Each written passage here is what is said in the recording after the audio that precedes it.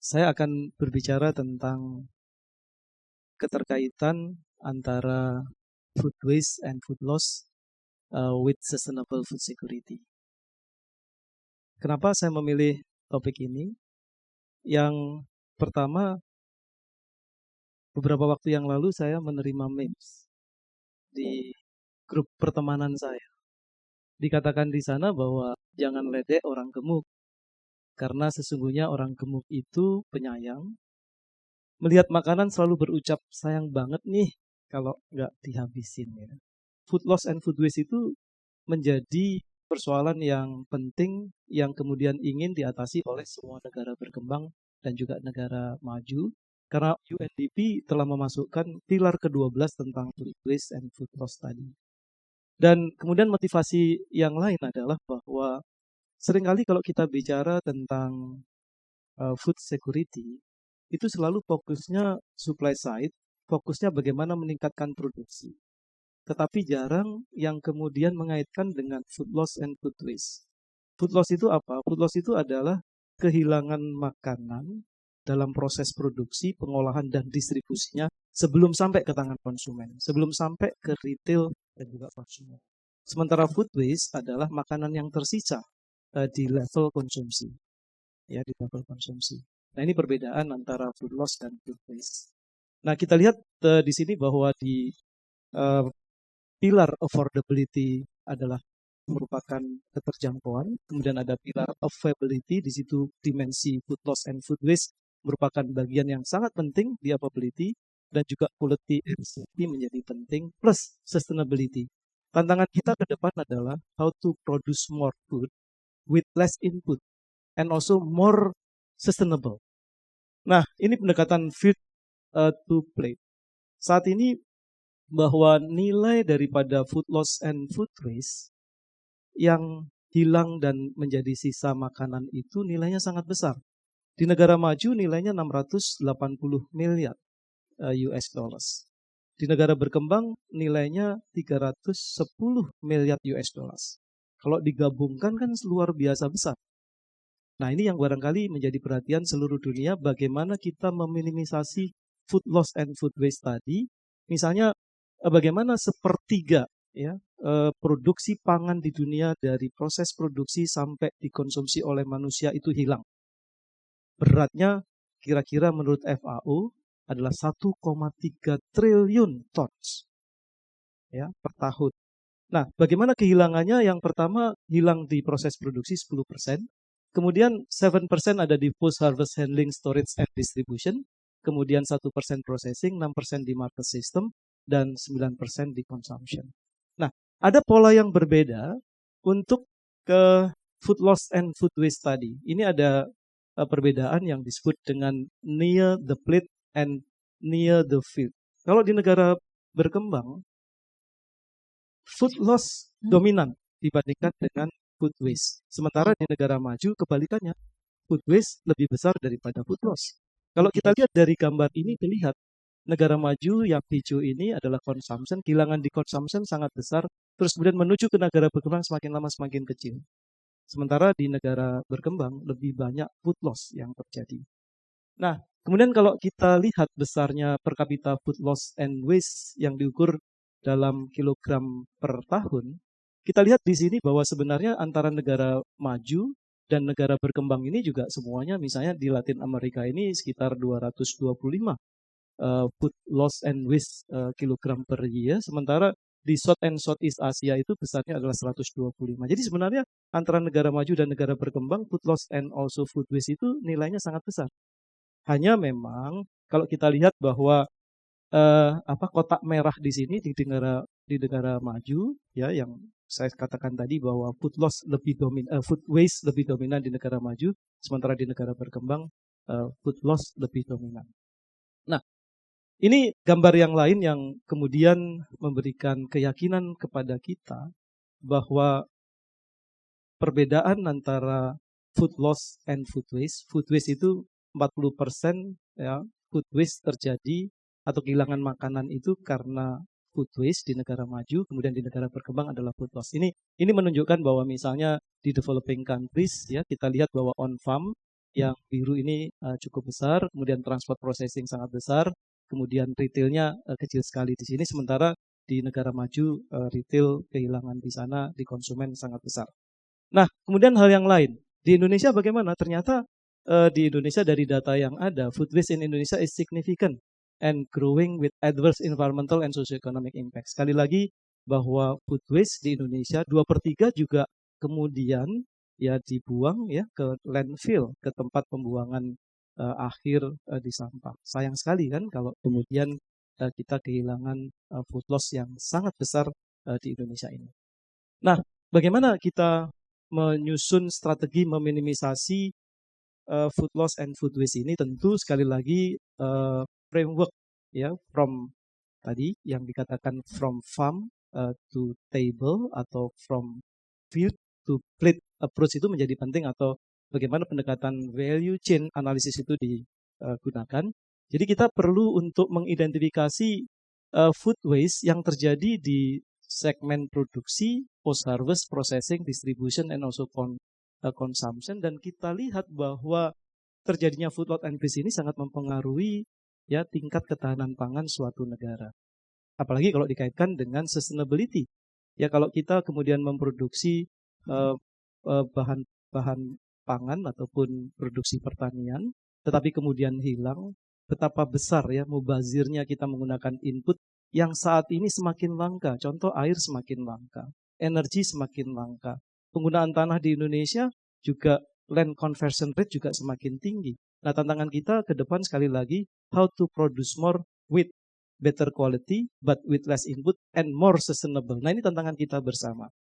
Oke, kalau kita lihat misalnya di sini bagaimana sekali lagi menggunakan value chain analysis dari pre-harvest, kemudian production sampai kepada konsumen, kita bisa lihat betapa kehilangan pangan di proses produksi, kemudian di proses pengolahan, distribusi, kemudian retail sampai konsumen, itu besar sekali dan sangat terkait dengan unsustainability. Jadi kalau kemudian di Amerika Serikat sekarang misalnya ada precision farming, bagaimana kita bertani dengan input yang precise, itu kan sebenarnya juga bagaimana kita meningkatkan ketahanan pangan melalui produksi yang efisien dan juga berdaya saing tinggi misalnya. Bagaimana penggunaan drone, bagaimana penggunaan iPad, bagaimana penggunaan iCloud, bagaimana penggunaan data big analysis untuk melihat sejarah tanah, penggunaan pupuk dan lain sebagainya. Nah, tentu ini akan sangat berperan nanti untuk mengurangi food loss and also food waste. Nah, misalnya contoh possible approach for reducing food loss and waste. Jadi sekali lagi kita harus melihat ya sumber persoalan utamanya di produksi itu apa, handling and storage apa, processing and packaging apa, sampai kepada consumption. Nah, kita bisa melihat seperti ini sebenarnya. Food loss and waste diagnosis in developing countries misalnya, lack of investment in farm equipment. Jadi Bapak dan Ibu sekalian, kalau kita lihat para petani misalnya memanen, banyak sekali gabah yang tercecer misalnya, atau padi yang tercecer. Tapi kalau kita lihat ke perkebunan, perkebunan itu dalam proses produksinya sudah menggunakan drone, sudah menggunakan Google Earth, menggunakan SAP, bahkan mereka punya war room untuk melihat block by block productivity di perkebunan. Lack of cold chain marketing infrastructure. Bapak dan Ibu sekalian, kalau kita lihat sayur mayur di puncak dikirimkan ke PIKJ, truknya terbuka, kemudian paling ditutupi dengan terpal. Yang punya juga tidur di atasnya. Nah, ini kan tentu food loss akan menjadi tinggi. Kalau kemudian sayur mayur ataupun daging dimuat dalam cold chain marketing system dengan truk yang berpendingin, itu tentu akan meminimisasi food loss yang terjadi. Kemudian low level of processing. Nah, sekarang pemerintah Indonesia sedang menggalakkan program hilirisasi. Nah, kemudian di developed countries beda lagi kalau kita melihat strateginya. Seringkali negara maju atau konsumen negara maju itu dihadapkan oleh over choice. Di supermarket itu harus tersedia buah-buahan, sayur mayur yang berlimpah. Ya, ini kan over choice. Sehingga seringkali konsumen memilih yang bagus-bagus, yang cantik-cantik, yang tidak cantik tidak dipilih. Kemudian petani pun juga memanen yang cantik-cantik, memanen yang bagus-bagus. Yang tidak bagus yang nggak dipanen, dibiarkan ada di lapangan kan gitu. Nah, ini tentu ke depan perlu market intelligence supaya terjadi keseimbangan antara yang diminta, demand dan juga supply, jangan terjadi surplus production misalnya. Kemudian fair to comply with food safety standard, dan yang terakhir ini seringkali konsumen tidak sadar apa makna dari expired date. Ya, 3 hari atau 4 hari sebelum expired date terus nggak mau beli kan gitu kan, akhirnya menjadi food waste misalnya. Nah ini tentu penting promosi nanti pengetahuan tentang apa yang dimaksud dengan date marking rules misalnya. Nah tadi remedies, ya saya akan fokus misalnya di negara berkembang seperti Indonesia, di developing countries.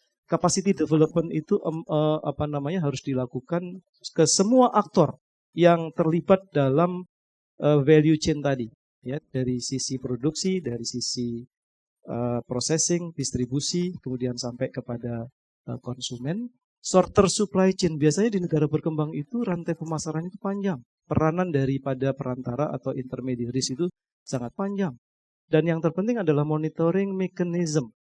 Ya, bagaimana suatu lembaga pemerintahan misalnya yang bertugas untuk memonitoring bagaimana terjadinya food loss di sepanjang rantai nilai tadi, sehingga intervensi cepat harus dilakukan.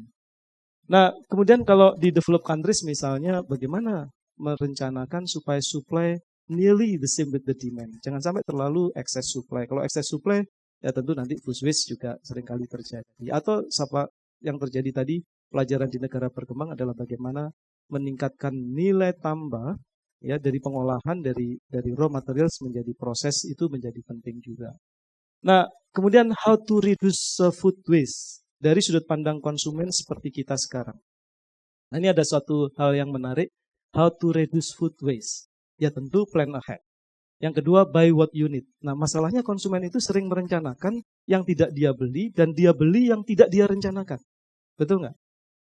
Nah, kemudian juga store correctly, cook the right amount, eat it all, or store leftover for later, recycle what you eat, can't eat, misalnya recycle what you can't eat, dan juga plan ahead terus. Nah, ini yang seringkali perlu untuk kita kerjakan, ya, sebelum kita memutuskan untuk berbelanja. Kalau perlu ke restoran itu, barangkali restoran sekarang itu harus menyediakan, ya, size seperti pakaian, size L, XL, size M, dan size S gitu. Jadi kalau kita perutnya ukurannya S, jangan beli XL dong gitu kan. Nah ini yang barangkali ukuran pakaian perlu diperkenalkan kepada restoran-restoran supaya, ya, tidak menawarkan you can all eat misalnya ya. Jadi kita harus kemudian barangkali, ya, supaya meminimisasi food loss and food waste, ada makanan ukuran S, ada makanan ukuran M, ada makanan ukuran L atau XL atau triple XL misalnya yang besar misalnya gitu. Nah, dan demikian kan kita tahu apa yang kita inginkan. Nah, di beberapa negara dan juga baik negara maju dan negara berkembang, ada beberapa program yang barangkali bisa kita ikuti. Yang pertama, budaya RSVP. Kemudian yang kedua, kita bisa mensupport, ya, produk lokal. Kalau produk lokal kan dihasilkan oleh lokal, jadi consume lokal will create employment locally juga gitu kan, sekaligus untuk mengurangi food loss and food waste tadi. Yang ketiga, ada program yang namanya I'm happy to have a clean plate gitu kalau makan. Nah, di beberapa negara juga sudah mulai sistem pay as you throw, ya. Jadi kalau kita membuang makanan, kita akan didenda misalnya gitu. Nah, saya kira hal seperti ini kita bisa lakukan mulai hari ini, mulai malam ini, mulai besok, ya, sehingga strategi untuk mengurangi food loss and food waste itu bisa terjadi, sehingga availability meningkat dan ketahanan pangan kita meningkat. Tidak hanya bahwa food security itu diartikan secara sempit bagaimana mencapai swasembada. Itu pandangan yang salah. Terima kasih, mudah-mudahan berguna sharing malam hari ini.